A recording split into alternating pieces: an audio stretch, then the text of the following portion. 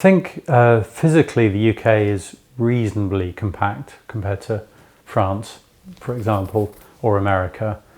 In the early days it was pre-internet, so you would go to bike races, because if you were a mountain biker you went to bike races, not really necessarily to race, but although that was what people did really.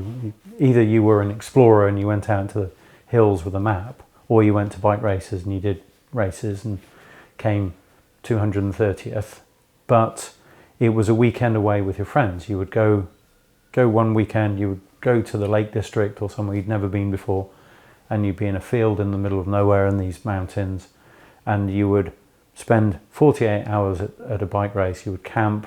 It was a bit like 60s London, where you had the 100 Club and Hendrix was playing one night and Eric Clapton was in the crowd, and then the next night Led Zeppelin would be playing and Clapton would be there and Hendrix would be there, and and then Jeff Beck would come on, and it was a reasonably small compact scene that influenced itself.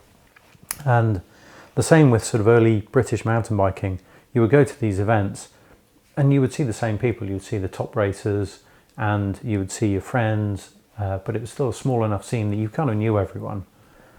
And you would get to like the end of the season, everyone would go to the big race in October, and then you wouldn't see anyone until Easter, because we didn't have Facebook. You didn't know what everyone was doing, and so the next race would come along, and of course you'd be going to that, because you haven't seen your friends for 6 months. And that scene helped, because it was a reasonably small scene. The people in it became caricatures of themselves almost.